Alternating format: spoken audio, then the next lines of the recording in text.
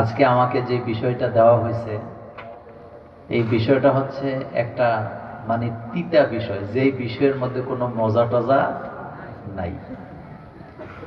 তো যেহেতু মজা নাই, সেহেতু আমি মজা ছাড়াই বলার চেষ্টা করব। আমি খুব লম্বা আলোচনা করি না। আজকে রাস্তাঘাটে অনেক জ্যাম ছিল, চলে এসেছি। আসেন আমরা সরাসরি কোরআন থেকে আলোচনা শুনবো ইনশাআল্লাহ। প্রথম বিষয় হচ্ছে, এই পৃথিবীতে কোরআনের মতো বিস্ময়কর আরেকটি কিতাব কি আছে? নেই। কোনো ব্যক্তি যদি কোরআন পড়তে না জানে, কিন্তু কোরআন খুলে যদি আয়াতের দিকে তাকায়া থাকে, অক্ষরের দিকে তাকায়া থাকে, সওয়াব আছে নাকি নাই? আছে। কোরআন এমন একটি কিতাব, পৃথিবীতে শুধুমাত্র একটাই কিতাব আল্লাহ দিচ্ছেন, যেটা তেলাওয়াত করলে প্রতি অক্ষরে অক্ষরে 10 করে নেকি পাওয়া যায়। আমার কলিজার ভাইয়েরা, এই পৃথিবীতে 104খানা আসমানি কিতাবের আগমন ঘটেছে। কোন কিতাব তেলাওয়াত করলে প্রতি অক্ষরে 10 করে নেকি পাওয়া যায় না। শুধুমাত্র কোরআন, যা মুহাম্মদ সাল্লাল্লাহু আলাইহি ওয়াসাল্লামের উম্মতের জমানায় নাযিল হয়েছে, এই কোরআনের একটি অক্ষর যদি কেউ তেলাওয়াত করে 10 করে নেকি আছে না নাই? কোরআন এটি কোনো সাধারণ কিতাব নয়। আল্লাহ রাব্বুল আলামিন যখন কোরআন নাযিল করতেছিলেন, রাসূলুল্লাহ সাল্লাল্লাহু আলাইহি ওয়াসাল্লামের জবান থেকে যখন কোরআন মানুষ শুনতেছিল, কুরাইশের নেতারা, সাহিত্যিকেরা, বড় বড় শিক্ষিতরা বিভিন্ন ধরনের উক্তি করতে লাগলো। কেউ কেউ বললেন কোরআন মুহাম্মদ সাল্লাল্লাহু আলাইহি ওয়াসাল্লামের বানানো মস্তিষ্কের কথা। এই কথার জবাবে আল্লাহ জানায় দিলেন, মা ইয়ান্তিকু আনিল হাওয়া ইন হুয়া ইল্লা ওয়াহয়ুন ইউহা। আমার নবী নিজের থেকে কোনো কথা বলে না, আমার নবী যেটা বলে সেটা হলো ওহী। কবি কি সুন্দর করে বলেছেন, মোহাম্মদ হারগিজ না গুফতা তা না গুফতা জিবরাইল, মোহাম্মদ হারগিজ না গুফতা তা না গুফতা জিবরাইল, জিবরাইল হারগিজ না গুফতা তা না গুফতা রাব্বুল জলিল। মুহাম্মদ সাল্লাল্লাহু আলাইহি ওয়াসাল্লাম কথা বলেন না ততক্ষণ, জিবরাইল বলে না যতক্ষণ, জিবরাইল বলে না ততক্ষণ, রব্বুল আলামিন বলেন না যতক্ষণ। তার মানে আল্লাহর কথাই জিবরাইলের জবানে, জিবরাইলের কথা মুহাম্মদ সাল্লাল্লাহু আলাইহি ওয়াসাল্লামের জবানে। তার মানে দাঁড়ালো আল্লাহর কথাই মুহাম্মদ সাল্লাল্লাহু আলাইহি ওয়াসাল্লামের জবানে আছে না না? তারা বললেন এটা কবির ভাষা, সেটাও আল্লাহ খণ্ডন করে জানায় দিলেন এটা কবির কোনো ভাষা নয়। তারা বলতে চাইলেন এটা জাদুঘরের কথা, তাও আল্লাহ জানায় দিলেন এটা জাদুঘরের কথা নয়। এবার তারা বলতে চাইলেন মুহাম্মদ সাল্লাল্লাহু আলাইহি ওয়াসাল্লামকে বোধহয় কোনো দুষ্ট জিন কোরআন শোনায়া দেয়, শিখায়া দেয়। আল্লাহ রাব্বুল আলামিন বলছেন, ওয়া ইন কুনতুম ফি রাইবিম মিম্মা নাযালনা আলা আবদিনা ফাআতু বিসূরাতিম মিন মিসলি। আমার বান্দার প্রতি যে আমি কিতাব নাযিল করি, তুমি যদি সন্দেহ করো, যাও কোরআনের মতো করে ছোট্ট একটা সূরা বানায় নিয়ে আসো। কেউ পারলো না। আল্লাহ পাক বলছেন, ফা ইল্লাম তাফআলু ওয়া লান তাফআলু ফাত্তাকুন নার। তোমরা যদি না পারো, আমি জানি তোমরা পারবে না, তাইলে জাহান্নামের আগুনকে ভয় করো। কোরআন নিয়ে আজে বাজে কথা বন্ধ করো। যদি বন্ধ না করো, কপালে জাহান্নাম আছে না না? আমার কলিজার ভাইয়েরা, এই চ্যালেঞ্জের মোকাবেলা ১৫০০ বছর হয়ে গেল, পৃথিবীর কোন সাহিত্যিক কোরআনকে ভুল ধরতে পারলো না, কোরআনের মতো করে একটা সূরা বানাতে পারলো না। অথচ ২০২৫ সালে থেকে আইসা বাংলাদেশের কিছু গাজাখুর আউল নামের ভাউলেরা আল্লাহর কোরআন নিয়ে আজে বাজে কথা বলে, ঠাট্টা করে, গান গায়, মস্কারা করে, এমন বেয়াদব আছে না?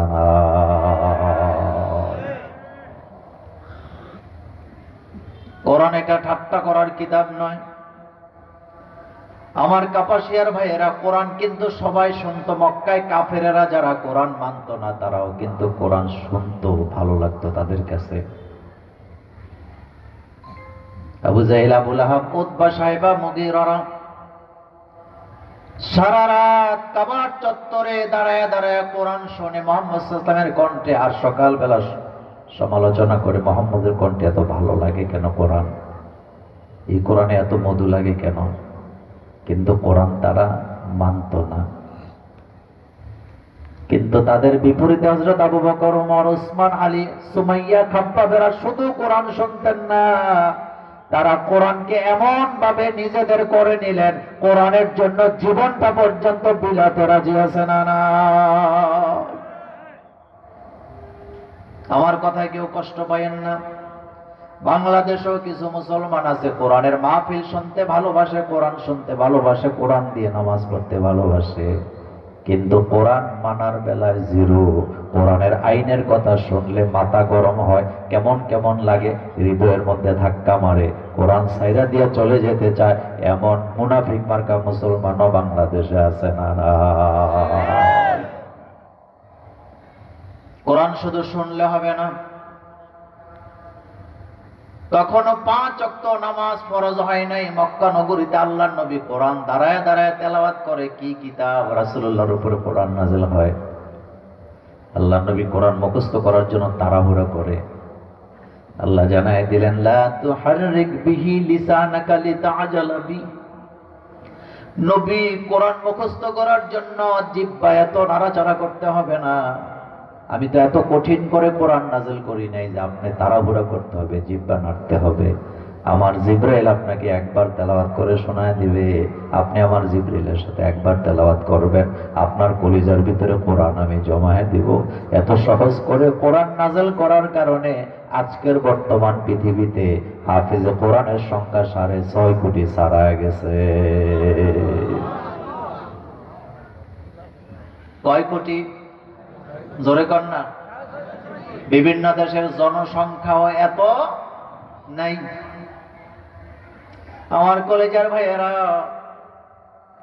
গত কয়েকদিন আগে পত্রিকায় দেখলাম একটা বাচ্চা ছেলে, 7 বছরের বাচ্চা, মাত্র 69 দিনে 30 পারা কোরআনের হাফেজ।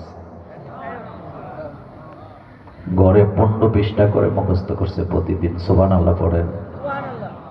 আমাদের কুমিল্লা একটা স্কুল আছে, ইবনে তাইমিয়া স্কুল, এটার মধ্যে একটা হেফজখানা আছে। আশ্চর্যের ব্যাপার, ওই স্কুলের হেফজখানার একটা ছাত্র মাত্র বয়স 6.5 বছর, 50 দিনও লাগে নাই, 60 দিনও লাগে নাই, 29 দিনে পুরা কোরআনের হাফেজ। এই পৃথিবীতে যত কাগজের কোরআন আছে সব যদি আপনি জ্বালায় দেন, কোরআনের কোনো ক্ষতি হবে নি? হবে। কারণ 6.5 কোটি হাফেজে কোরআন আছে। পৃথিবীতে কোনো কবির কবিতা মুখস্থ করে জনগণ হুবহু বলতে পারে না। পৃথিবীর কোন গদ্য মুখস্থ করে হুবহু লিখতে পারে না। শব্দের পার্থক্য হয়ে যায়, শব্দ বাদ পড়ে যায়, আকার ইকারের ব্যবধান হয়ে যায়। কিন্তু 30 পারা কোরআন আমাদের হাফেজেরা নামাজে দাঁড়ায়া তেলাওয়াত করে, একটা জের একটা জবর এদিক সেদিক হয় না, একটা নোক্তারও পার্থক্য হয় না। এটাই হলো কোরআনের মুজিজা।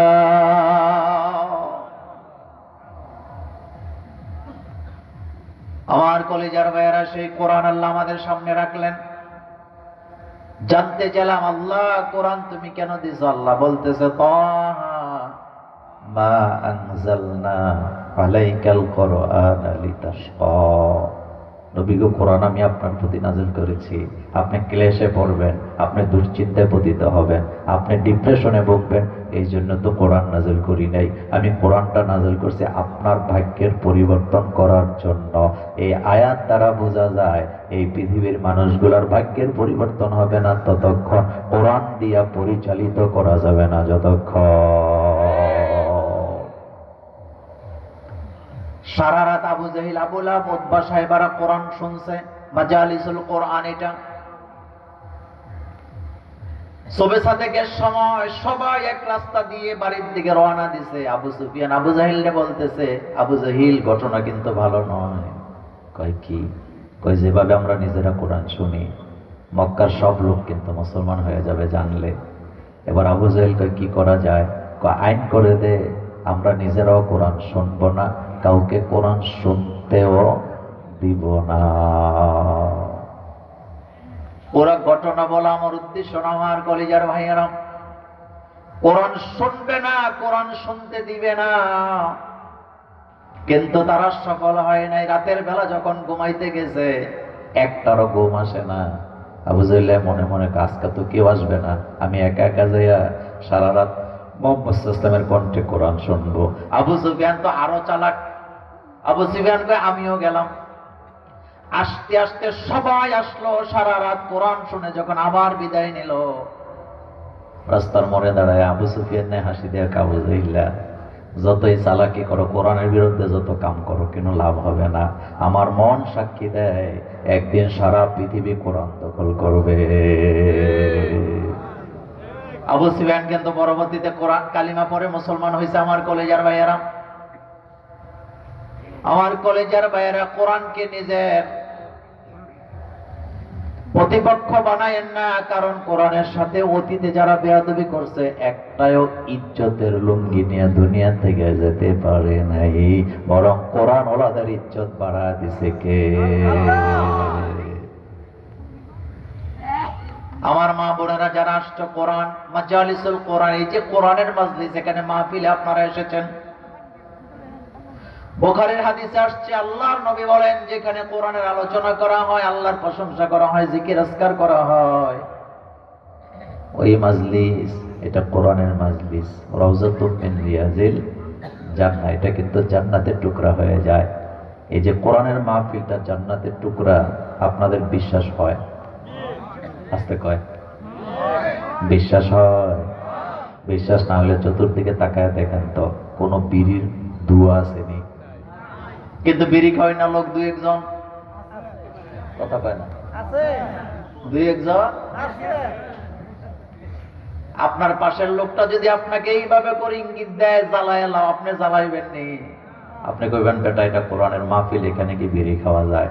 তবে অনেকে নিয়ত করে রাখছে মোল্লা ভাই নিয়ম যখন মোনাজাত দিবে প্যান্ডেল থেকে বাইর হইয়া দৌড়াইলাম আর ঘরে ঢুকার আগে ফালায় দেব, এমন মুসলমান ওইখানে আছে না? না, মানে এটার স্কেলটা এত পারফেক্ট, স্টেজ থেকে বাইর হয়ে টানা শুরু করবে, এমন পজিশনে টানবে ঘরে ঢুকার আগে শেষ হয়ে যাবে। কথা কর না কেন? আছে কি না? নাই।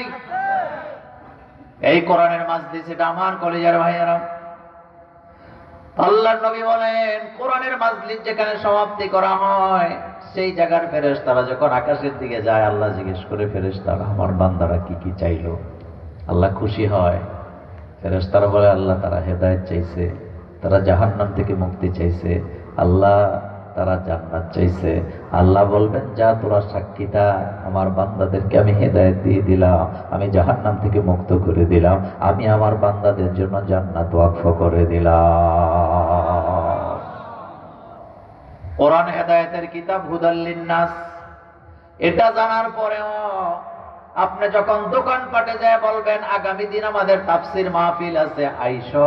কিছু কিছু বিড়িখোর আছে, এক হাতে বিড়ি আর এক হাতে চায়ের কাপ হাতে নিয়ে মোটা মোটা কথা বলে আর বেটকায় বেটকায় বলতে থাকে মাহফিল দিয়ে কি লাভ, লোকেরা তো হেদায়েত হয় না। আপনাদের কাপাসিয়ায় নাই? কি বলতেছে? মাহফিল দিয়ে কি লাভ, মানুষ তো হেদায়েত হয় না। আমার সামনে যারা বসে আছেন আওয়াজটা একটু জোরে দিবেন।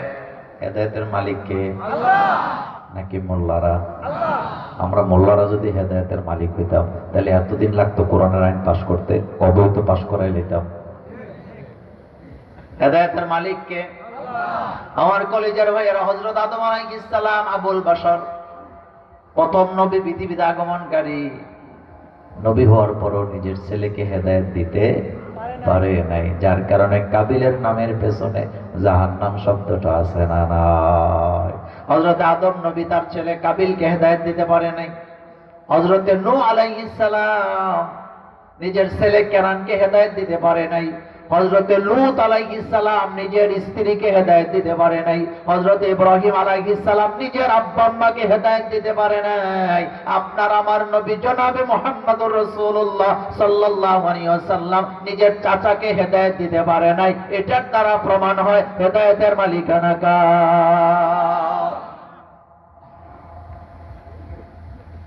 রাসূল কারীম সাল্লাল্লাহু আলাইহি ওয়াসাল্লাম নিজের চাচা আবু তালিব যেদিন মারা যায়, বুখারী মুসলিমের হাদিস, কুরাইশের নেতারা চতুর্দিকে বসে আছে। নেতা মারা যাওয়ার সময় নেতারা থাকে, এটাই তো স্বাভাবিক।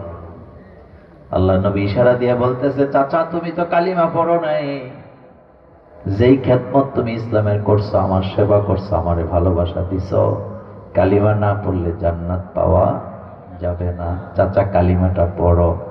চাচা কয়, ভাতিজা কুরাইশের নেতারা আমার সামনে বসা, আমি যদি কালিমা পড়ি তারা আমাকে বৎসনা দিবে। আল্লাহ নবী বললেন, চাচা তারা শুনবে না, আমি আমার কানটা তোমার মুখের উপরে দেই, তুমি আমার কানে কানে কালিমাটা পড়ো। চাচা কয়, এটাও হবে না। আল্লাহ নবী বললেন, চাচা ঠিক আছে, তুমি তোমার ঠোঁটটা শুধু নাড়তে থাকো, আমি তোমার দিকে তাকায় কালিমা পড়ি।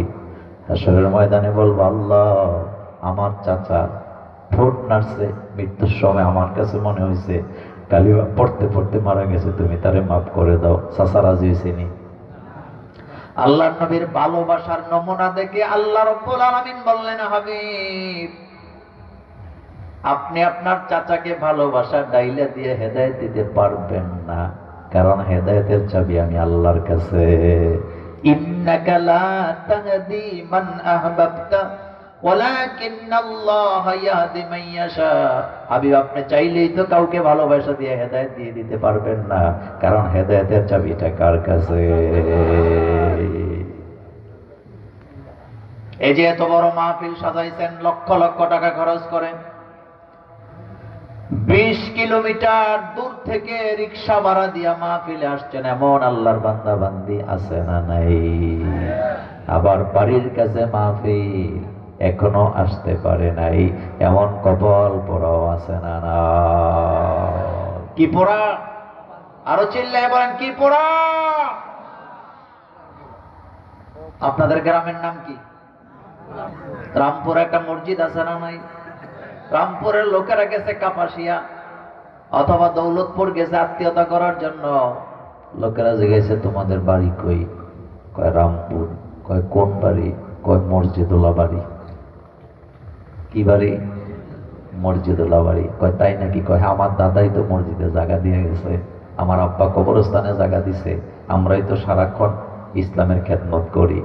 মনে কিছু নিয়েন না, কোথাও আত্মীয়তা করতে গেলে পরিচয় দেয় আমরা মসজিদুল্লাহ বাড়ির লোক। আমরা নিজেরা মসজিদ বানাইছি, আব্বা মসজিদের জায়গা দিছে, দাদা মসজিদের জায়গা দিছে, কবরস্থানের জায়গা দিছে, অথচ ফজরের জামাত হয়, মাগরিবের জামাত হয়, এশার জামাত হয়, মসজিদুল্লাহ বাড়ির লোকের চেহারাগুলো মসজিদে খুঁজে পাওয়া যায় না, এমন বাটপার মুসলমানও আছে না না? মাঝে মধ্যে বলবে আমাদের বাড়ির কাছে বিশাল মাহফিল হয়, কিন্তু নিজে বিড়ি খাইছে ঘরে বইয়া, মাহফিলে আসে নাই, শোনেও নাই, এমন কপাল পোড়াও আছে না না? এই পয়েন্ট আমি কথা শেষ করতে চাই। আল্লাহ যেন আমাদেরকে কোরআনের জন্য হেদায়েত দান করেন, আমরা বলি আমিন। আরো জোরে বলি আমিন। কোরআন হলো হেদায়েতের কিতাব। বলেন কিসের কিতাব? আলিফ লাম রা, কিতাবুন আনজালনাহু ইলাইকা লিতুখরিজান নাসা মিনাজ যুলুমাতি ইলান নূর। নবী গো, এই কিতাব আপনাকে দিলাম, এটা একটা কিতাব, এটা কোনো তন্ত্র নয়, মন্ত্র নয়, এটা কি কিতাব। এই কিতাবের কাজ হলো মানব মণ্ডলীকে অন্ধকার থেকে আলোর পথ দেখা দিবে। তার মানে বোঝা গেল, আলো পাবেন না ততক্ষণ, কোরআন পড়বেন না যতক্ষণ, শান্তি পাবেন না ততক্ষণ, কোরআন পড়বেন না যতক্ষণ। আল্লাহ যেন আমাদের সকলকে কোরআনের জন্য কবুল করে, আমরা বলি আমিন। আরো জোরে বলি আমিন।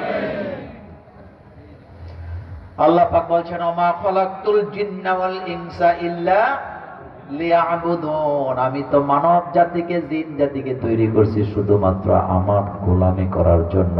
এবার জোরে বলেন, গোলামি কার? এই গোলামির অর্থ আমরা বুঝি না।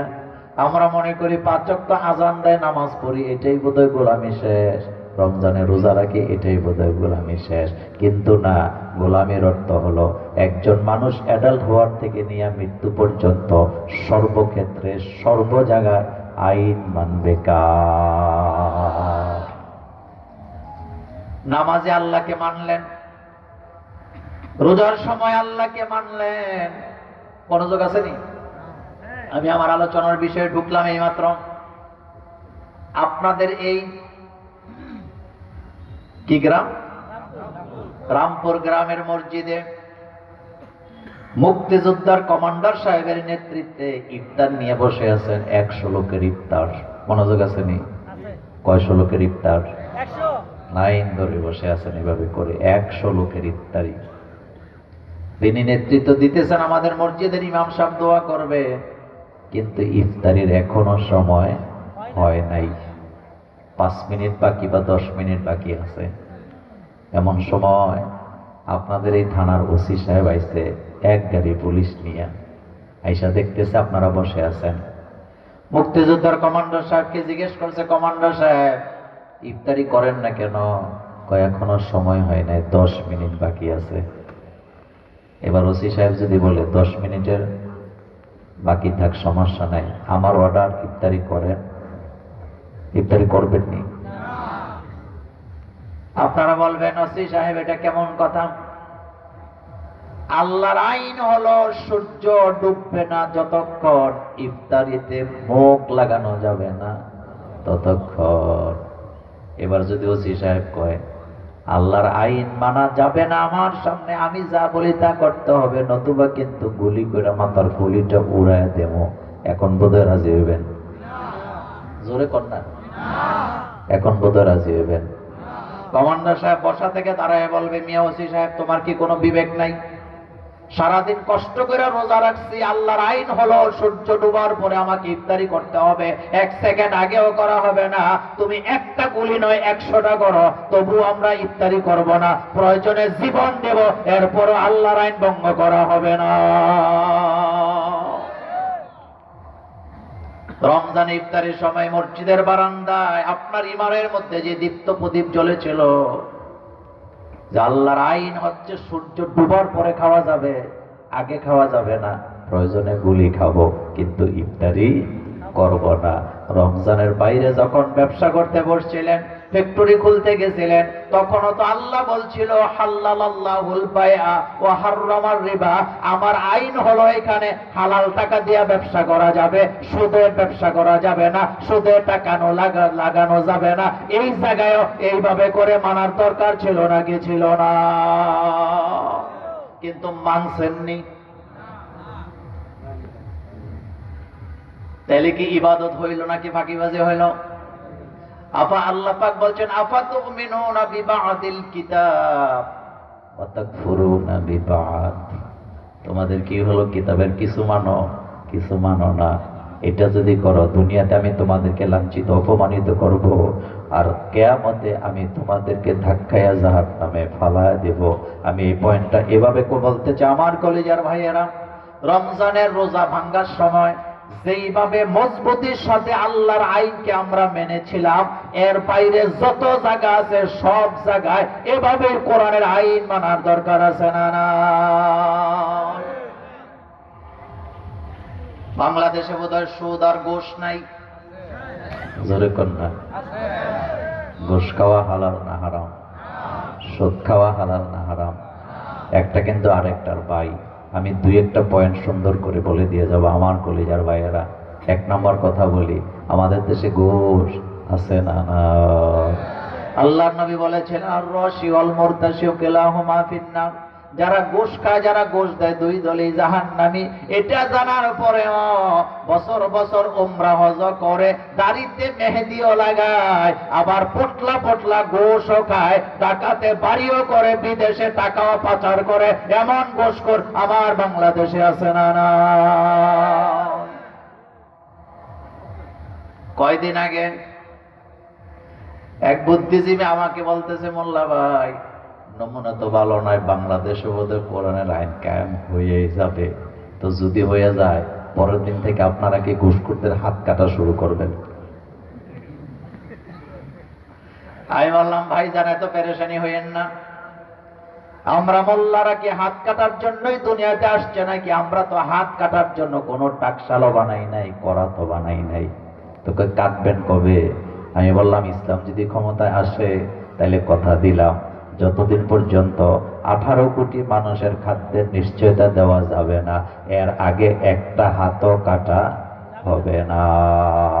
কিন্তু 18 কোটি মানুষের খাদ্যের এখন আর অভাব নেই। এখন যদি কেউ চুরি করে তাহলে বুঝতে হবে ক্যান্সার এটা জাতির জন্য, খাসলত খারাপ হয়ে গেছে। এর হাত থাকলে 18 কোটি মানুষের জানমালের নিরাপত্তা পাওয়া যাবে না। এই জন্য 10টা চোরের হাত কেটে দিয়া দেশটাকে নিরাপত্তা দেওয়ার দরকার আছে না? না, কুমিল্লার এক ইঞ্জিনিয়ার আমারে বলতেছে, মোল্লা ভাই জান্নাতে ঘর বানাই লাইছি, এখন শুধু যাওয়া বাকি। আমি কইলাম কেমনে? আপনারাই তো কইছেন হালাল টাকা মসজিদে মাদ্রাসায় দেওয়ার জন্য, হারামটা দেওয়া যাবে না। তা আমি কিন্তু বেতন যেটা পাই এটা সবটাই মসজিদ মাদ্রাসায় দিয়ে দেই। তাই বললাম চলেন কেমনে? কয় যেটা ঘুষ খাই হেডা দিয়ে চলি। আমি বললাম হেডা আবার কেমনে? কয় মোল্লা ভাই যেটা গোশ খায় এটা দিয়া রুই মাছ কিনি, বোয়াল মাছ কিনি, গরুর গোশত কিনি, খাসি কিনি, খাই, বাচ্চাদেরকে খাওয়াই, লেখাপড়া করাই। তো আমি হাসি দিয়ে বললাম ভাইজা, আল্লাহ যেহেতু ওয়াদা করছে যারা মসজিদ বানাবে আল্লাহ তাদের জন্য জান্নাতে ঘর বানাবে। ঘর কিন্তু হয়েছে, কিন্তু জান্নাতে যাইতে হইলে তো ফিটনেস লাগবে। মনোযোগ আছে মুরব্বীরা? আর্মিতে যদি কেউ যেতে চায় শারীরিক ফিটনেস লাগেনি? কথা কোনা গাজীপুরের বাইরে আর্মিতে যাইতে হলে শারীরিক ফিটনেস লাগেনি? পুলিশে চাকরি করতে হলে শারীরিক ফিটনেস লাগেনি? তো জান্নাতে যাইতে শারীরিক ফিটনেস লাগে না? লাগে, লাগে। এবার কার কথা? রাসূলুল্লাহ বলেছেন, লা ইয়াদখুলুল জান্নাতা জাসাদুন গুযিয়া বিল হারাম। আমি বললাম ভাইজান বাংলাদেশের মুরব্বীরা একটা কথা কয়, অতি চালাকের, জোরে কর না, অতি চালাকের। ভাই মোল্লা ভাই হেডা আবার কি? আমি বললাম ভাইজান এই যে চালাকিটা করছেন, হালাল টাকাটা দান করে মসজিদ বানাইছেন আর হারাম টাকা খাইয়া রক্ত মাংস বানাইছেন। আল্লাহর নবী বলেছেন ওই দেহটাই জান্নাতে যাওয়ার জন্য আনফিট। যেই দেহ দিয়া, যে দেহ তৈরি হয়েছে, দেহের রক্ত মাংস তৈরি হয়েছে হারাম খাদ্য দিয়া, এই দেহ আল্লাহর জান্নাতে যেতে পারবে না। মসজিদের সভাপতি অথচ ঘুষ খায়, মসজিদের সভাপতি অথচ সুদের ব্যবসা করে, আর তসবিহ টানে মনে মনে ভাবে আল্লাহর জান্নাতে চলে যাবে, কিন্তু এই দেহ আল্লাহর জান্নাতে যেতে পারবে না। ঠিক কি না? উনি ঈদগার সভাপতি, বলেন কিসের সভাপতি? ঈদগাহ, কিন্তু ঘুষ খায়। উনি মসজিদের সভাপতি কিন্তু সুদের ব্যবসা করে। উনি এলাকার সর্দার কিন্তু সুদের ব্যবসা করে, আর মোষে তেল দিতেছে জান্নাতে চলে যাব। এখন আপনাদের কাছে জানতে চাই, হারাম খায়া রক্ত মাংস তৈরি করে যারা, তারা কি জান্নাতি না জাহান্নামী? আল্লাহর আইন হলো হারাম খাওয়া যাবে না, সুদের ব্যবসা করা যাবে না। আমার কলিজার ভাইয়েরা, সুদ এমন মারাত্মক ব্যাপার, এই পৃথিবীতে আপনি যত গুনাহ করবেন, একটা গুনার কারণে একটা গুনাহ আপনার আমলনামায় লেখা হবে। শুধুমাত্র সুদ, শুধুমাত্র সুদ, শুধুমাত্র সুদ এমন ভয়ানক জিনিস, একটা অপরাধের শাস্তি একটা লেখা হয় না, একটা অপরাধের শাস্তি 70টা হয়ে যায়। কয়টা হয়ে যায়? Minus point. বলেন কি point? Minus point. Medical test দিতে গেছেন, বড় কোনো জায়গায় গেছেন, ভুল হইলে ভুল নাকি 1 পয়েন্ট নাই? কথা কন না কেন? সুদ বড় মারাত্মক জিনিস, কিন্তু একটা ব্যাপার আছে এখানে, একটা মজার কথা বলি। সুদ এত ভয়ানক জিনিস, সুদ শুধু যে খায় আর যে দেয় তারা দুইজন কিন্তু দায়ী না, সুদের সাথে আরো 10 জন দায়ী আছে না? না, সুদে যারা টাকা লাগায়, মনোযোগ আছে আপনারা কি আমার ভাষা বুঝেন?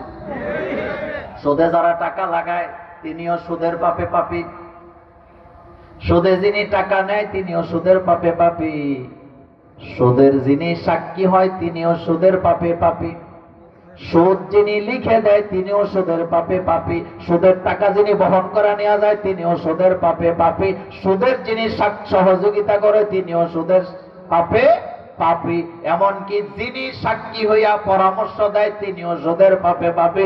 এইভাবে করে সমাজের 10 প্রকার লোকেরা গইরা গাইরা এই ঘূর্ণিঝড়ের সাথে জড়িত হয়ে যায়।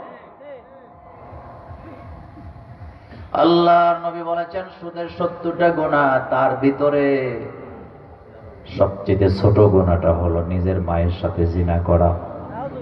নাউজুবিল্লাহ, মুখ দিয়ে আসে না। আর সবচেয়ে ভয়ানক গুনাহটা হলো আল্লাহ রাসূলের বিরুদ্ধে অস্ত্র নিয়ে যুদ্ধ করা। আবু জাহিল আল্লাহ রাসূলের বিরুদ্ধে যুদ্ধ করেছে, আবু লাহাব করেছে, উতবা সাহেবারা করেছে, অস্ত্র নিয়ে আল্লাহ রাসূলের বিরুদ্ধে যুদ্ধ। তাইলে বোঝা গেল যারা সুদ খায় তারাও আল্লাহ রাসূলের সিদ্ধান্তের বিরুদ্ধে যুদ্ধ ঘোষণায় আছে না নাই? বাঁচার কোন রাস্তা নাই। সুদের টাকা দিয়ে মসজিদ টাইলস করে দিয়েছেন, 1.5 পয়সারও সওয়াব হবে না। সুদের টাকা দিয়ে হজ করতে গেছেন, উমরা করতে গেছেন, কোন সওয়াব পাবেন না। ব্যাংকে টাকা রাখছেন নিরাপত্তার অভাব, মনোযোগ আছে? ব্যাংকে টাকা রাখছেন নিরাপত্তার অভাবে, কিন্তু ব্যাংকে টাকা রাখলে তো বছরের শেষে একটা ইন্টারেস্ট আসে। এখন এই টাকা কি আপনি খাবেন না, এই টাকা কি দান করবেন না? মনোযোগ আছে? এটা খাবেনও না, এটা দানও। তবে কি করবেন? আপনার আত্মীয় স্বজনের মধ্যে যারা গরিব আছে তাদের জন্য টয়লেট বানায় দিবেন, রাস্তা বানায় দিবেন, কিন্তু নিয়ত করবেন কোন সওয়াবের আশা আমি করি না। যদি করেন উল্টা গুনাহ হওয়ার সম্ভাবনা আছে। বুঝেন নাই? বুঝেন? টাকা কোথায় রাখেন আপনারা? ব্যাংকে। তো টাকার সুদ এটা তো অটোমেটিক আসবে, আসবে কিনা?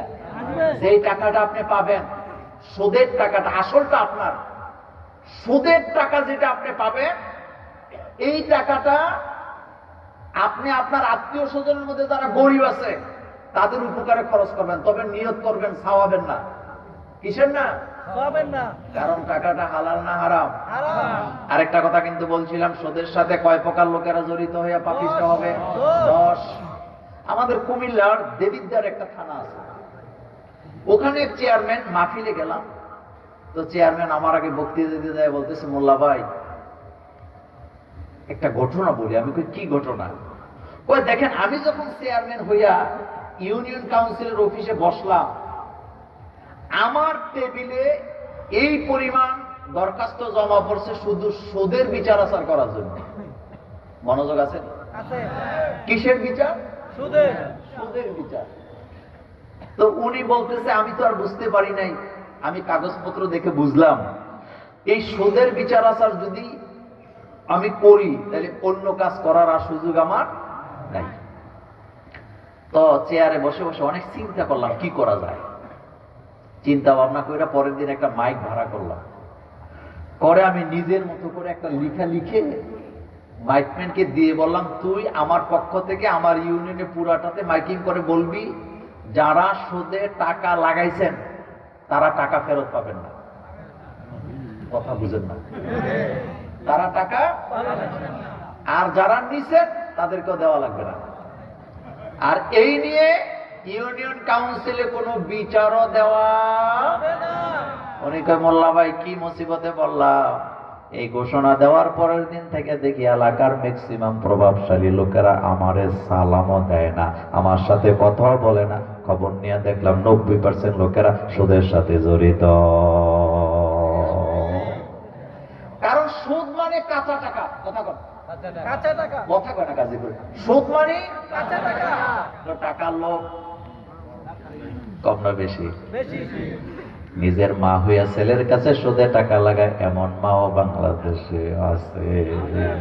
ভাই হইয়া ভাইয়ের কাছে লাগায়, বিদেশে যাবে টিকেটের টাকাটা জোগাড় করতে পারে না, ঘুরতেছে ভাইয়ের কাছে যায়, কয় ভাই তোমার বাতিজারে তো বিদেশে পাঠাবো, কিন্তু সব টাকা তো জোগাড়, শুধু টিকেটের টাকাটা নাই, কি করতাম? ও আল্লাহর কসম আমার কাছেও নাই। তো ভাই একটা ব্যবস্থা করো না। কয় করতে পারি, তবে জানোস তো কিছু। কথা কর না কেন? কিছু এবার সন্ধ্যার পরে টাকা হাজির 50,000 নিয়ে। আমার কলিজার ভাইরা, আপনাদের কাছে জানতে চাই, এই যে টাকা দিয়া টাকা গ্রহণ করা, এখানে জুলুম আছে না নাই? আল্লাহ কি সুন্দর করে আমাদের জন্য একটা সিস্টেম দিছে, হালালাল্লাহুল বায়আ ওয়া হাররামার রিবা। আমি ব্যবসাকে হালাল করছি, কিন্তু সুদকে করছি হারাম। সুদ মানে হলো এক পক্ষ জিতে যায় আরেক পক্ষের উপরে জুলুম করে, আপনি মরেন, আপনি পুরেন, আপনি ডুবে যান, আমার কিচ্ছু আসে যায় না, আমাকে আমার লাভ সহ দিতে হবে, এটা সুদ। আপনারা আমার ভাষা বুঝেন? সুদ মানে হলো আপনি মরেন, আপনি পুরেন, আপনি ডুবেন। বলেন আপনি মরেন, বলেন আপনি মরেন, আপনি পুরেন, আপনি ডুবেন। বলেন আপনি মরেন, আপনি ডুবেন, আপনি পুরেন, আমার টাকা আমার দেন। এটা হলো সুদ। বলেন এটা কি সুদ? আর ব্যবসা হলো ভাই, ব্যবসা দিলে তো লাভ হইতে পারে, লস হইতে পারে। আমি আপনার টাকা দিলাম, মুশারাকা মুদারাবা, আপনি ব্যবসা করবেন, যদি লাভ হয় আমারে দিয়ে, লস হইলে আপনার যত আমারও তত। এটা হলো ব্যবসা। কিন্তু আমার দেশে পার্টনারে ব্যবসা করতে গেলে এক পার্টনারে সব খাইয়ালায়, আরেকজনকে ফকির বানায় ছাইরা দেয়, এমন হাজার হাজার পার্টনার আছে না? তবে আপনাদের কাপাসিয়াতে নাই।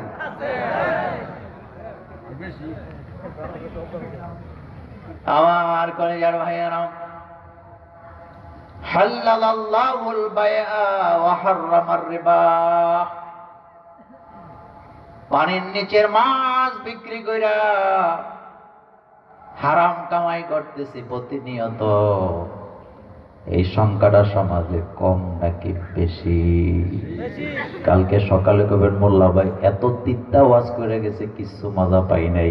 আচ্ছা বলেন তো, পুকুরের নিচে পানির নিচে মাছ না দেখা না যাই না বিক্রি করা হালাল নাকি হারাম? কিন্তু বেচেননি, কথা কয় না, দেখছেন কথা বলে না, বেচেননি, বেচতেছেন কেন? না বুঝে বেছে না, নিজেরটা 16 আনা। বলেন নিজেরটা 16 আনা। আমার গ্রামের বাড়ি কুমিল্লা তিতাসের দিকে, আমাদের ওখানে একটা বিল আছে।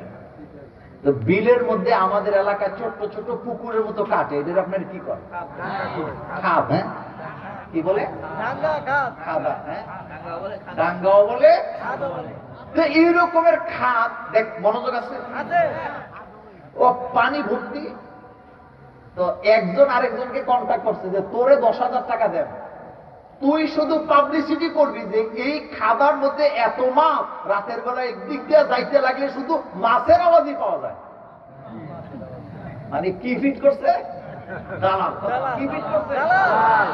হাতে দোকানে যায় চা চুমুক মারে আর মিনিটার মারে আর কইতেছে অমুকের গর্তের কাছে দিয়ে গেলে শুধু মাছ আর মাছ, আমার কাছে মনে হয় পানির চেয়ে মাছ বেশি হবে। এবার আরেকজনে কয় মালিককে, কয় অমুকে, কয় জিজ্ঞেস কর বেচবনি। মনোযোগ আছে নি? আছে। কয় জিজ্ঞেস কর বেচবনি। তো বেটা তো বেচবে। এবার কয় তুমি তো এটা কিনতে পারবা না, কারণ মাছ তো অনেক বেশি, দেশি মাছ জানোই তো, কই মাছ আছে, শোল মাছ আছে, বোয়াল মাছ আছে, গজাল মাছ আছে, এগুলি তো অনেক দাম হবে, শিং মাছও আছে। কয় যত টাকা হোক তুই শুধু দাম কর, তোরে আমি দেবো 5,000। মানে হেতের হলো সান কপাল। আপনাদের গাজীপুরে কি বলে? কথা কয় না যুবকেরা। হেতের কি কপাল? মানে গরজামিয়া কপাল আর কি। কি কপাল? এখন বিক্রেতার কাছ থেকে পাইব কত, আর ক্রেতা দাম উঠাইতে উঠাইতে দাম তুলছে, এটা 1.5 লাখ। কয় লাখ? 1.5 লাখ।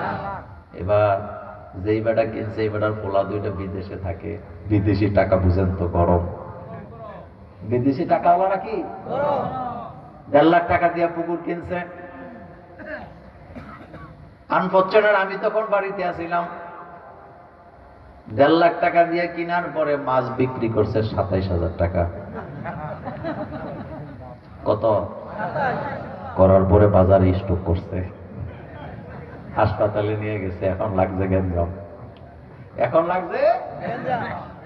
শুনেন দুটি কথা, বাই মুশতারি, একজনে বিক্রেতা আরেকজন ক্রেতা। যিনি বিক্রি করবেন তিনি তার পণ্যের গুণগত মান ইনশিওর করবেন যে আমার এই পণ্য এই হালাতে আছে। আর যিনি কিনবেন তিনি দেখে শুনে বুঝে কিনবেন, এটা হলো শরিয়া। বলেন এটা কি? আপনি যে পুকুরের মাছ বিক্রি করতেছেন আন্দাজে, যার কাছে বিক্রি করতেছেন সে লস খাওয়ার সম্ভাবনা আছে নাকি নাই? কিন্তু এটা অহরহ চলতেছে, চলেনি? আপনাদের গাজীপুরে চলে না? কিন্তু আমি ওয়াজে কইরা গেছি, এটা মানার মতো মন মানসিকতার লোক পাওয়ার সম্ভাবনা নাই, কারণ কাঁচা টাকা যেখানে ঈমান বিক্রি হয়ে যায় সেখানে। কথা ঠিক নেই? আমরা তো সেই জাতি, এক প্যাকেট বিড়ি দিলে আমরা বিক্রি হয়ে যাই। কথাটা নাকি? আমরা তো সেই জাতি, যেই জাতি নির্বাচনের আগে 1000 টাকায় 10 টাকা বিক্রি হয়ে যায়। আমাদের কপাল হইল ঘর জমাইয়া কপাল। কথা কয় না তো? কি কপাল? ঘর জমাই থাকা না জায়েজ না, মানে কথার কথা বলে আর কি। ঘর জমাই থাকা জায়েজ আছে না?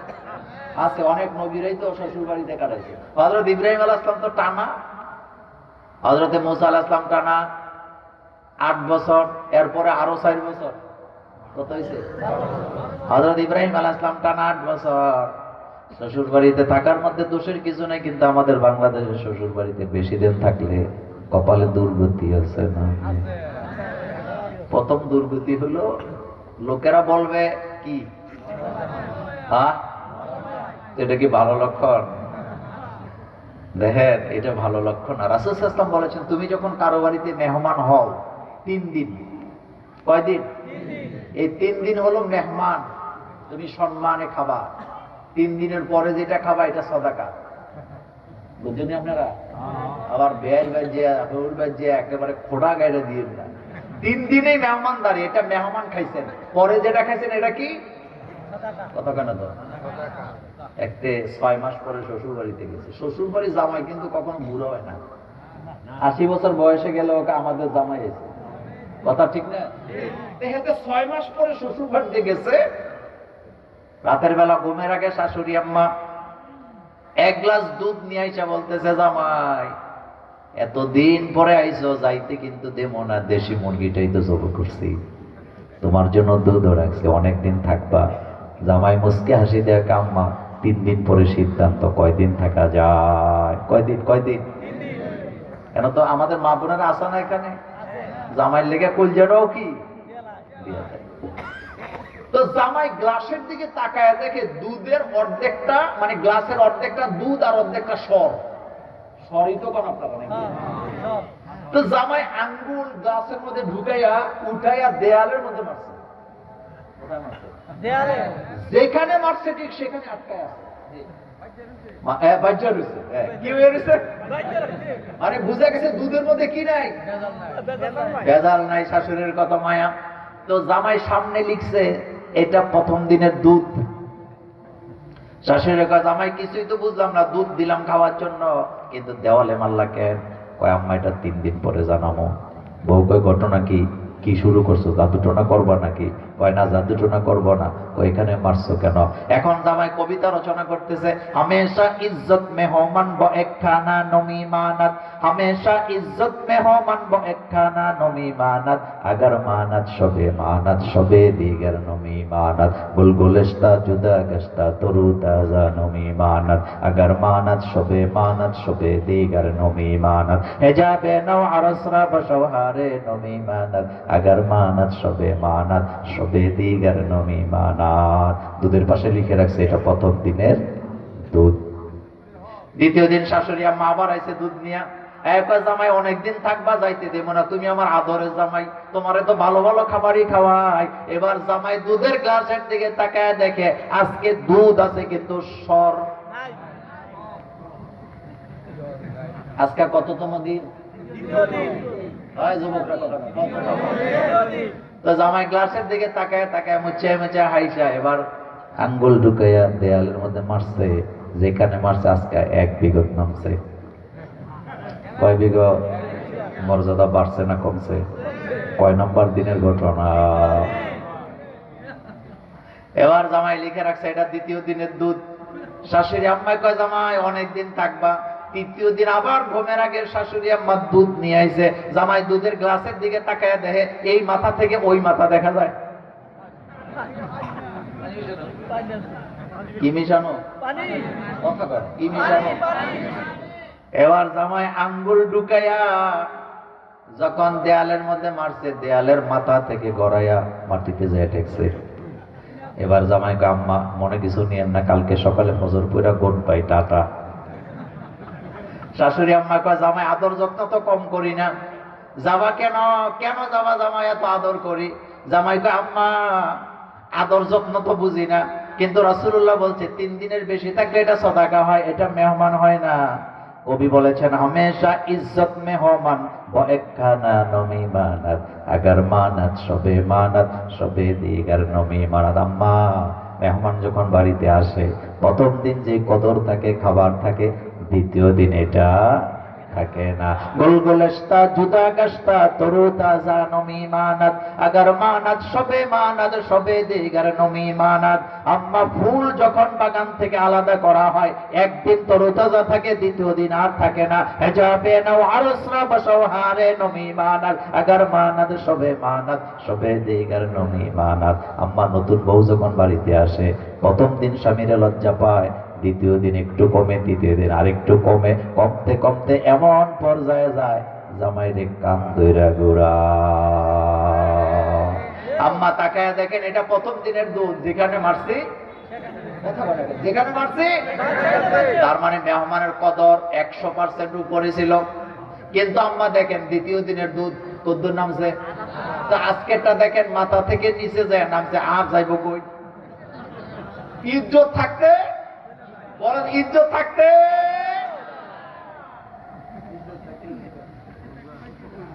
এরকমের বেলাজা আমাদের সমাজে আছে না নাই? এখন কইলে তো কষ্ট পাইবেন। আমার বাংলাদেশে বিয়ার অনুষ্ঠানের নামে, খতনার অনুষ্ঠানের নামে খাবার টেবিলের সামনে খাতা কলম দিয়া চাঁদাবাজি করা হয়, এমন অনুষ্ঠানও আছে না নাই? আপনাদের এলাকায় নাই? আরো জোরে বলেন না। কেন করেন এগুলা? আচ্ছা আপনাদের কাছে জানতে চাই, একটা মাসালা জানি। আমার মায়েরা বোনেরাও তো আছে, আজকে আছেন। বিয়ের অনুষ্ঠানে যে খাবার দাবার করা হয়, এই খাবারের আয়োজন, টাকা পয়সা খরচপাতি টোটালটা ছেলে পক্ষ না মেয়ে পক্ষর? বলেন, আপনারা তো নেতৃত্ব, হ্যাঁ, কিন্তু দেওয়ার কথা কে? কে দেওয়ার কথা? কিন্তু দেয় কে? আমাদের মা বোনে অনেকে কব মোল্লা হুজুর আইছিল, এটা তো নতুন কথা শুনলাম। বিয়ের অনুষ্ঠানে মেয়ে পক্ষের 1 টাকাও খরচ নেই, টোটাল খরচ করবে কে? ছেলে। কিন্তু আপনি যে মেয়ে দেখতে যায়া বিয়াইরে কানে কানে বইলে আইছেন আমরা কিন্তু সরকার বাড়ির লোক, ভুইয়া বাড়ির লোক, 500 লোক খাওয়ানো লাগবে, এটা বোঝায় চাঁদাবাজি হয় না। চাঁদাবাজি শুধু রাস্তায় দাঁড়াইলে চাঁদাবাজি বলে না, কারো ঘর থেকে, কারো পরিবার থেকে দুর্বল পয়েন্ট নিয়া তার ঘর থেকে 100, 200, 500 লোক খাওয়া, এখানেও চাঁদাবাজি আছে না না? আপনি জোর করে যেটা খাইছেন এই তো চাঁদাবাজি। সে মেয়ে বিয়ে দিবে, সে তো আপনাকে খাওয়াবে, কিন্তু আপনি কেন বলতেছেন 500 লোক খাওয়াইতে হবে? আপনি কি তার ঘরে টাকা পয়সা রাখছেন নাকি জমা? এই যৌতুক নামের কৌতুক আমাদের এলাকায় নাই। এটা হালাল না হারাম?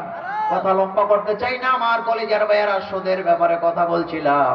ব্যবসা হালাল, সুদ হারাম। তার কারণ হলো সুদের মধ্যে জুলুম আছে না না?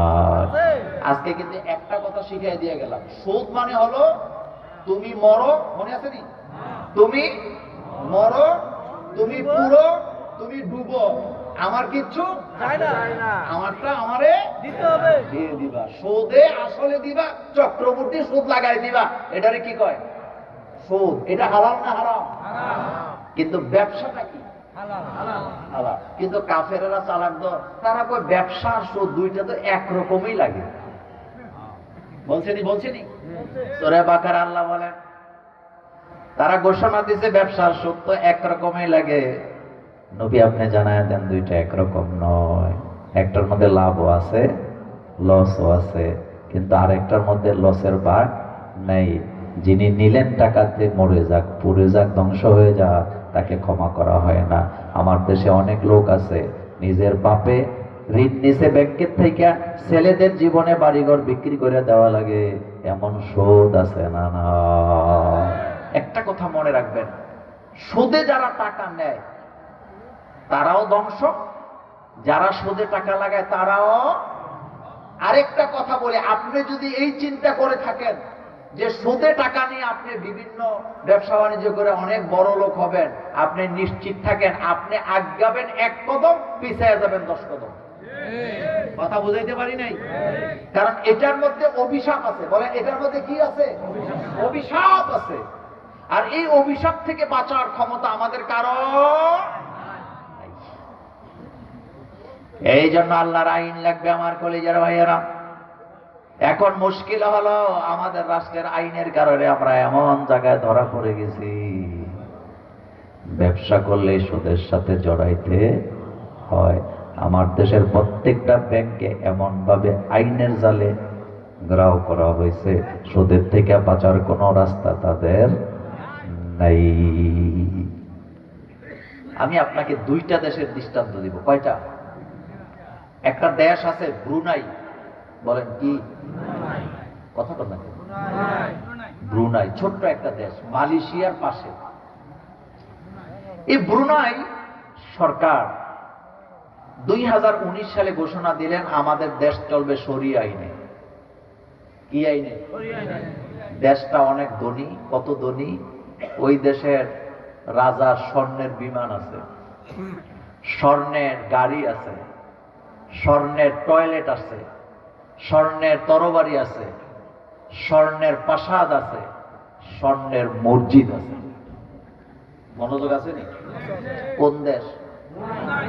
তারা যখন বললেন আমরা শরিয়া আইনে যাব, পশ্চিমাদের মাথা খারাপ। তারা কয় তোমাদের সাথে তেলের ব্যবসা করি, এটা করি, সেটা করি, সুদ যদি তোমরা না রাখো তোমাদের সাথে ব্যবসা করবো না। বুনাস সরকারের সাম ঘোষণা, শরিয়ার আইনের বিরুদ্ধে আমরা যেতে পারবো না। এতদিন যা গেছে আল্লাহর কাছে মাপ চাই। 2019 সাল থেকে নিয়ে এই 25 তাদের শরিয়া আইনে দেশ চলে। কিন্তু মজার ব্যাপার, কেউ তাদেরকে ব্যবসা বাণিজ্য থেকে ফালায় দিয়ে যায় নাই। বর্তমান অবস্থা হলো, বুনাইতে কোরআনের আইন চালু হওয়ার কারণে রাতের 2টা-3টা বাজে মেয়েরা রাস্তায় ঘুরতে পারে, কোন বকাটে ছেলে একজন নারীর আঁচল ধরে টান দেওয়ার সাহস পায় না। কারণ নারীদেরকে অপমান করবে যারা, আল্লাহ হারাতে হবে তারা। দেশ আগে গেছে। আর আমাদেরকে বাংলাদেশে বিভিন্ন সময় খোটা দেয়, কয় হুজুরা নাকি দেশটারে আফগানিস্তান বানাইব। বলে কথা বলেন, বলে। কিন্তু আপনি বলেন তো, রাষ্ট্রীয়ভাবে দেশের যে কারেন্সি আছে, এই কারেন্সির হিসাব আপনি গুগলে ঢুকে দেখেন তো, আফগানিস্তানের অবস্থা 3 নম্বরে। কয় নম্বর? আপনারা কয় নম্বরে আছে? আপনারা কোনো নাম্বার আসেনি? কথা বলেন, আপনাদের কোনো নাম্বার আসেনি? আফগানিস্তানের অবস্থাটা কি শুনেন। আমরা কিন্তু আফগান বানাবো না, আফগান বানাবো কোন দুঃখে। কিন্তু আফগানিস্তানের অবস্থা কি, কয়েকদিন আগে এই রকমের একজন মুরব্বী লোক পলিথিনের ভিতরে টাকা নিয়ে রাস্তা দিয়ে হাইটা যাইতেছে। কিসের ভিতরে? 1 ব্যাগ টাকা। সাংবাদিকেরা জিজ্ঞেস করছে, এত টাকা নিয়ে যান, ভয় লাগে না? তুমি কোন দেশে থেকে আইছো, তোমার কি খবর নাই? আমার দেশে কোরআনের আইন চলে, কেউ টাকার দিকে চোখ তোলার ক্ষমতা না। আল্লাহ পাক বলছেন, আস-সারিকু ওয়াস-সারিকাতু ফাক্তাউ আইদিয়াহুমা। চোর যদি চুরি কইরা ধরা পড়ে, হোক সেটা চোর, হোক সেটা চুন্নি। চোর এটা কি মোল্লার কথা না আল্লাহর কথা? দেখছেন না, আল্লাহ চোরের কথাও কয়, চুন্নির কথাও কয়। তার কারণ কি? কারণ আল্লাহ জানে চুরি শুধু পুরুষেরা করে না, মহিলাদের মধ্যে চোর আছে না না? চোর যদি চুরি করে ধরা পড়ে, হোক সেটা চোর হোক সেটা চুন্নি, উভয়ের হাত কেটে দাও। আমার আগের বক্তাই ওয়াজ করে গেছে, আমি ওইটা বলা আমার উদ্দেশ্য না। আমার কলেজের ভাইয়েরা, বাংলাদেশে যারা সুদের ব্যবসা করে, যারা ঘুষ খায়, একটা লোক আপনি বের করতে পারবেন না যে অভাবের তাড়নায় তারা ঘুষ খায়, সুদ খায়। বরং বিলাসিতার নেশায় সুদ খায়, ঘুষ খায়। কিসের নেশা? বিলাসিতা। কিসের নেশা? ঢাকাতে বাড়ি করতে হবে, গাজীপুরে ফ্যাক্টরি করতে হবে, দেশের টাকা দিয়া সিঙ্গাপুরে ফ্ল্যাট কিনতে হবে, বেগমপাড়ায় বাড়ি বানাতে হবে, দুবাইতে ফ্ল্যাট কিনতে হবে। এই নেশায় তারা চুরি করে, সুদ খায়, ঘুষ খায়। সুতরাং তাদের মতো লোকদেরকে শাস্তি দেওয়ার দরকার আছে না না? শেষ কথা বলে দিয়ে যে আজকে ইদানিং আমাদেরকে খোটা দেয়, কয় মোল্লারা ক্ষমতা চায় কেন? ক্ষমতা চাওয়া তো জায়েজ নাই, এরকমের ফতুয়া আছে না ভাই? আমি বলি ভাইজান, আমরা তো ক্ষমতা দুনিয়ার কারো কাছে চাই না, কারণ আমরা জানি ক্ষমতার মালিক কে। তাহলে আমরা ক্ষমতা চাই কার কাছে? আমার দিকে তাকান, এই যে মাইকটা, আপনি যদি বলেন মোল্লা ভাই যে এই মাইক দিয়ে আপনি ওয়াজ করেন, মাইকটা আমারে দিয়ে দেন, আমি দিতে পারবো না। কেন পারবো না? কারণ এটার মালিক আমি না, এটার মালিক আরেকজন আছে। কিন্তু আমার হাতের এই ঘড়িটা, আপনি যদি বলেন মোল্লা ভাই ঘড়িটা আমারে দেন, এটা দেওয়ার অধিকার আমার আছে, যেহেতু এটার মালিকানায় আমি। এখন কথাটা জোরে বলেন তো, ক্ষমতা কার? এত আস্তে বললে হবে না, ক্ষমতা কার? তো ক্ষমতা যদি আল্লাহর হয়, ক্ষমতা তো আল্লাহর কাছেই চাইতে হবে। দুনিয়ার কোন রাষ্ট্রের কাছে ধন্না দিয়া ক্ষমতায় যাওয়া যাবে না, এটা হারাম, এটা হারাম। রাসূলুল্লাহ ক্ষমতা চাইছে কার কাছে? আল্লাহ নবী মক্কা থেকে মদিনায় চলে যাবেন, হিজরত করে। শেষ কথা বলি, কি করে হিজরত করে মক্কা থেকে মদিনায় যাবে? নবীজি ঘর থেকে বের হয়েছে, কাফেররা নবীজিকে ঘেরাও করছে হত্যা করার জন্য। আল্লাহ নবী নিরস্ত্র, হাতে কোনো অস্ত্র নাই, কিন্তু কাফেরদের হাতে অস্ত্র আছে না নাই? আল্লাহ নবী নিচের দিকে তাকায় দেখে এরকমের বালি দেখা যায়, এই যে আপনাদের মাঠে বালি আছে না নাই? আল্লাহ নবী বালিগুলো হাতে উঠায়া তেলাওয়াত করতেছেন, ইয়াসিন ওয়াল কুরআনিল হাকীম ইন্নাকা লামিনাল মুরসালিন আলা সিরাতিম মুস্তাকিম লা ইউবসিরুন পর্যন্ত তেলাওয়াত করে আল্লাহ নবী বালিগুলোকে এভাবে ছেড়ে দিলেন। আল্লাহ রাব্বুল আলামিন এক একটা বালিকে এত পাওয়ারফুল করে দিলেন। নবীজি যখন বালিগুলা ছুড়ে দিলেন, বালিগুলা যায়া কাফেরদের চোখে এত জোরে আঘাত করলো, এত জোরে, কাফেররা আমার নবীকে আঘাত করা তো দূরের কথা, আমার নবীকে চোখে দেখাও তাদের নসিব হলো না। পরবর্তীতে আল্লাহ পাক বলছেন, মা রমাইতা ইয রমাইতা, নবী আপনি মারেন নাই যখন আপনি মেরেছিলেন। মনোযোগ আছে? বালি মারছে মুহাম্মদ সাল্লাল্লাহু আলাইহি ওয়াসাল্লাম, কিন্তু আল্লাহ বলতেছে মা রমাইতা, আপনি মারেন নাই। ইয রমাইতা, যখন আপনি মেরেছিলেন। আল্লাহ জানাচ্ছেন নবী আপনি মারেন নাই যখন আপনি মেরেছিলেন। তো মারলোটাকে? আল্লাহ বলছেন ওয়ালাকিন্নাল্লাহ রমা, আমি আল্লাহ নিজের হাতে মারছি। সুবহানাল্লাহ, রাস্তে কর।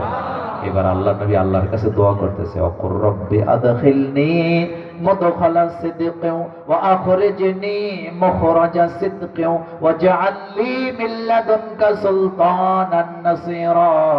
আয় আল্লাহ, তুমি আমাকে সুলতানে নাসির দান করো। কারণ রাসূলুল্লাহ বুঝে গেছে, রাষ্ট্রের জনগণকে ঠান্ডা করতে হলে নির্বাহী আদেশটা হাতে নেওয়া লাগে। রাষ্ট্র ক্ষমতা ছাড়া রাষ্ট্রের জনগণকে ঠান্ডা করা যায় না, ঠিক কি না? ক্ষমতা লাগে রাষ্ট্রের জনগণকে ঠান্ডা করতে। কি লাগে? আপনাদের এই থানার নাম কি? জোরে কর না। কাপাসিয়া একজন ওসি আছে নেই? আমি মোল্লা নাজিম যদি আপনাদের কাপাসিয়া থানার সামনে দাঁড়ায় বলি, আগামী দিন সকাল 10টা থেকে নিয়ে 2টা পর্যন্ত কাপাসিয়া থানার সামনে দিয়ে কোনো অটো রিক্সা চলবে না, কেউ মানবো নি? আমি তার শাস্তি দিতে পারবো? মামলা দিতে পারবো না। কিন্তু যিনি থানার ওসি, তিনি যদি দাঁড়ায় বলে আজকে সকাল 10টা থেকে 12টা পর্যন্ত থানার সামনে দিয়ে কোনো অটো রিক্সা চলবে না। এখন মানতে বাধ্য নাকি বাধ্য না? না মানলে কপালে মামলা আছে না? না। এখন কেন বাধ্য? ওনার যতটা হাত আমারও তো ততটা হাত, ওনার যতটা চোখ আমারও তো চোখ। একটাই পার্থক্য, ওনার হাতে ক্ষমতা আছে, আমার হাতে নাই। আমার কলেজার ভাইয়েরা বিশ্বাস করে, ওয়াজ দিয়া রাসূলুল্লাহ মক্কি জীবনে সুদ বন্ধ করেন নাই। সুদের আয়াত নাযিল হয়েছে মদিনাতে যাওয়ার পরে, কারণ রাষ্ট্র যদি আইন না করে জনগণকে সুদ থেকে রক্ষা করা যায় না। একটি স্ট্রাকচার বডি দাঁড়িয়ে আছে সুদের উপরে। আপনি জনগণকে ইচ্ছা করলেও সুদ থেকে বাঁচাতে পারবেন না। এই জন্য মদিনার রাষ্ট্রে সুদ নাই, আসেনি? সুদ থেকে বাঁচতে হবে। সুদের অর্থই হলো জুলুম। বলেন এটা কি?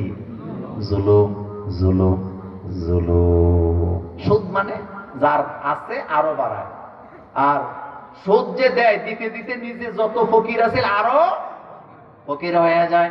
আমার কলেজের ভাইয়েরা, সুদ ওলাদেরকে আল্লাহ আল্লাহ রাসূল লানত করেছেন। এই জন্য আজকের মাহফিল থেকে সর্বশেষ শিক্ষা নিতে চাই, হারাম আছে যেখানে আমরা নাই। কথা কথা, আমরা নাই। রাজি আছেন তো? আর এই সুদ বন্ধ হবে, ওয়াজ দিয়া হবে না। এই সুদ বন্ধ ওয়াজ দিয়া করা যাবে না। এই সুদ বন্ধ করতে হলে রাষ্ট্রের কাঠামো স্ট্রাকচারকে বদলাতে হবে, আর স্ট্রাকচার হতে হবে ইসলাম দিয়া। ইসলামিক অর্থনীতি ছাড়া জনগণকে সুদ থেকে বাঁচানো সম্ভব সম্ভব। আল্লাহ যেন আমাদেরকে বুঝার তৌফিক দান করেন, আমরা বলি আমিন।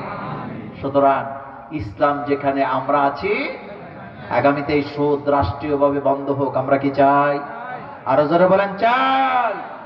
যদি চাই তাহলে কোরআনের পক্ষে নাকি বিপক্ষে?